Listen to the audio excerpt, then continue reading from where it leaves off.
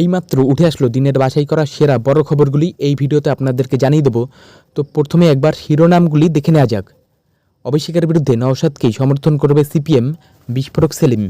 রবি ঠাকুরের নাম থাকলে ভালো হতো, ফলক বিতর্কে সুকান্ত বিরোধী অবস্থান দিলীপের।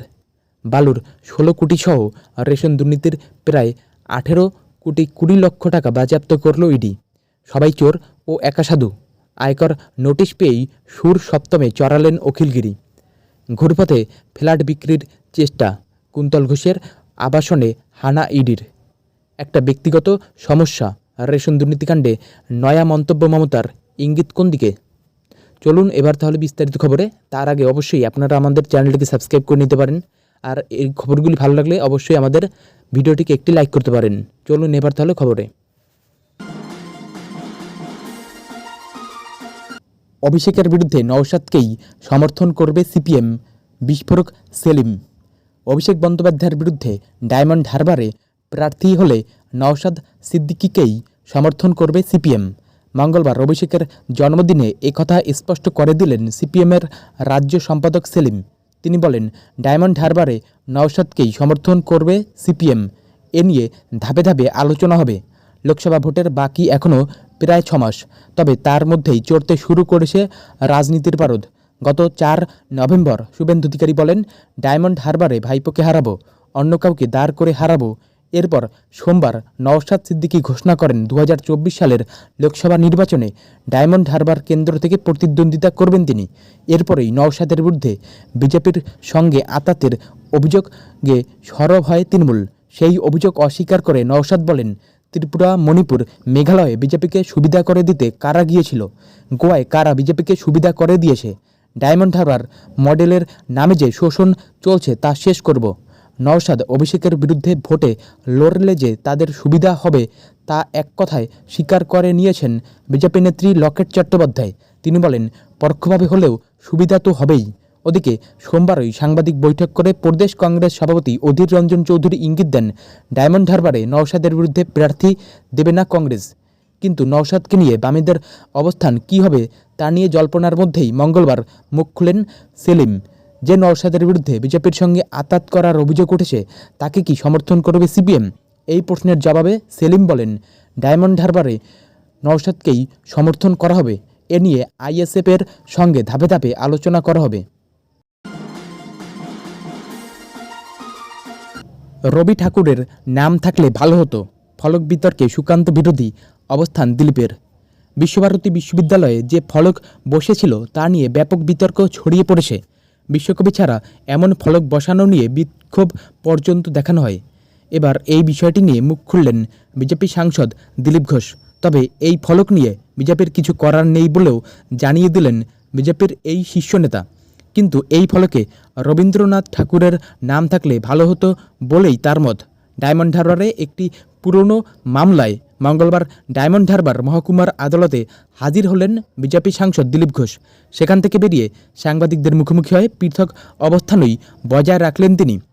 একদিন আগেই রাজভবন থেকে বেরিয়ে বিজেপির রাজ্য সভাপতি সুকান্ত মজুমদার এই ফলক বিতর্ক নিয়ে বলেছেন, এটা নিয়ে বিতর্ক হওয়ার কিছু নেই। বিশ্বভারতী বিশ্ববিদ্যালয়ের আচার্য প্রধানমন্ত্রী আর উপাচার্য বিদ্যুৎ চক্রবর্তী, তাই এমন ফলক বসেছে। বিশ্বভারতী তো গোটাটাই জুড়ে আছেন কবিগুরু, তিনি তো বিশ্বকবি, তাকে একটা জায়গায় কি আটকে রাখা যায়? বিজেপি রাজ্য সভাপতির এমন মন্তব্য এবং তারপর বিজেপি সাংসদের পৃথক অবস্থানে আড়াআড়িভাবে বিভক্ত হয়ে পড়েছে সংগঠন বলে মনে করা হচ্ছে। ইতিমধ্যেই এই ঘটনা নিয়ে শান্তিনিকেতন ট্রাস্ট থানায় অভিযোগ দায়ের করেছেন উপাচার্যের বিরুদ্ধে। পাল্টা মামলা করা হয়েছে বিশ্বভারতীর তরফে। এমন অবস্থায় দিলীপ ঘোষের মন্তব্য বেশ তাৎপর্যপূর্ণ।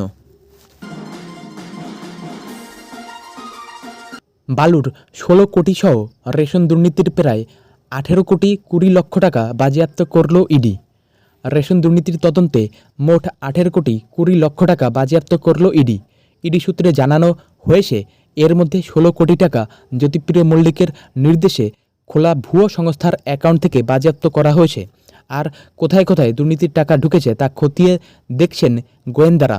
ইডি সূত্রে জানা গিয়েছে, রেশন দুর্নীতির কালো টাকা সাদা করতে নিজের স্ত্রী এবং কন্যাকে 3টি ভুয়ো সংস্থার ডিরেক্টর পদে বসান জ্যোতিপ্রিয়।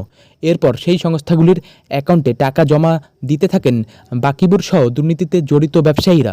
সেই টাকা আবার বাঁকুড়ার একটি ভুয়ো সংস্থায় পাঠিয়ে দেওয়া হয়। সেই সংস্থার এক ডিরেক্টর ইডিকে জেরায় জানিয়েছেন, সংস্থায় কোনো ব্যবসায়ী হতো না, কালো টাকা সাদা করতেই ওই সংস্থা কাজ করত। এভাবে প্রায় 16 কোটি টাকা পাচার হয়েছে বলে দাবি ইডির। পুরো টাকাটাই বাজেয়াপ্ত করেছে তারা। সবাই চোর ও একা সাধু, আয়কর নোটিশ পেয়েই সুর সপ্তমে চড়ালেন অখিলগিরি। কয়েকদিন আগেই শুভেন্দু অধিকারী দাবি করেছিলেন, রাজ্যের মন্ত্রী অখিলগিরি এবং তার ছেলে সুপ্রকাশ গিরি আয়কর নোটিশ পেতে চলেছেন। আর তারপরেই সেই কথা সত্যি করে তারা পেয়েছেন আয়কর নোটিশ। সুতরাং এই নিয়ে এখন শোরগোল পড়ে গিয়েছে রাজ্য রাজনীতিতে। মন্ত্রী এবং তার পুত্রকে আয়কর নোটিশ দিতেই কেন্দ্রীয় সংস্থার অপব্যবহারের তথ্য উঠে আসছে।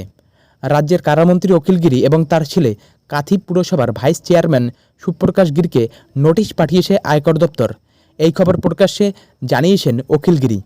এদিকে মন্ত্রী এবং তার ছেলেকে নোটিশ পাঠিয়ে বলা হয়েছে আগামী 13 তারিখ আয়কর দপ্তরে হাজির হতে।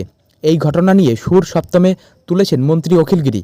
শুভেন্দু অধিকারী আগে থেকেই কেমন করে জেনে গেলেন আয়কর নোটিশের কথা, সে নিয়ে প্রশ্ন উঠতে শুরু করেছে। সম্প্রতি রাজ্য মন্ত্রিসভা থেকে অখিলগিরিকে সরিয়ে দেওয়ার প্রস্তাব রাজ্যপাল সিবি আনন্দ বোসকে করেন শুভেন্দু অধিকারী। কারণ মন্ত্রী অখিলগিরি রাজ্যপালকে আক্রমণ করেছিলেন বলে অভিযোগ। তার প্রেক্ষিতেই এমন প্রস্তাব দেন বিরোধী দলনেতা। তাছাড়া শিশির অধিকারীর আয়কর রিটার্ন প্রকাশ্যে নিয়ে আশায় চাপে পড়ে যায় অধিকারী পরিবার। এবার সেই চাপ থেকেই আয়কর দপ্তরকে মন্ত্রীর পিছনে লেলিয়ে দেওয়া হয়েছে বলে মনে করছেন তৃণমূল কংগ্রেসের শীর্ষ নেতারা। তবে আয়কর দপ্তরের নোটিশ পেয়েছেন বলে স্বীকার করেছেন মন্ত্রী অখিলগিরি। তিনি বলেন, নিয়ম মেনেই উপযুক্ত পদক্ষেপ করা হবে, নোটিশের উত্তর অবশ্যই দেব। তারপরে শুভেন্দু অধিকারীর টুইট নিয়ে প্রশ্ন করা হলে মন্ত্রীর করা জবাব, সবাই চোর ও একা সাধু। আমি শুভেন্দুর মন্তব্যে কোনো প্রতিক্রিয়া দিতে চাই না, তবে মুখ্যমন্ত্রীকে উদ্দেশ্য করে তিনি যা কটূক্তি করেছেন সেটার নিন্দা করি। ঘুরপথে ফ্ল্যাট বিক্রির চেষ্টা, কুন্তল ঘোষের আবাসনে হানা ইডির। নিয়োগ দুর্নীতির তদন্তে গ্রেপ্তার বহিষ্কৃত তৃণমূল নেতা কুন্তল ঘোষের রাজারহাটের ফ্ল্যাটে ফের কড়া নাড়ল ইডি। মঙ্গলবার সকালে রাজারহাটের আবাসনের 9 তলার ওই ফ্ল্যাটে যান ইডির 4 আধিকারিক। ইডির অনুমান, গ্রেপ্তারির পর বেনামি ওই ফ্ল্যাট বিক্রি করে দিয়েছেন কুন্তল। সে ব্যাপারে তথ্য সংগ্রহ করতেই আবাসনে গিয়েছেন তারা। গত জানুয়ারিতে রাজারহাটের সিটি সেন্টার 2-এর পাশে এই ফ্ল্যাট থেকেই কুন্তল ঘোষকে গ্রেপ্তার করেছিল ইডি। ওই ফ্ল্যাটে সপরিবারে ভাড়া থাকতেন কুন্তল। সম্প্রতি ইডির গোয়েন্দারা জানতে পারেন ফ্ল্যাটটি বিক্রি হয়ে গিয়েছে। গোয়েন্দাদের আশঙ্কা, বেনামে ফ্ল্যাটটি কিনে নিজেকে সেখানে ভাড়াটে হিসাবে দেখাতেন কুন্তল।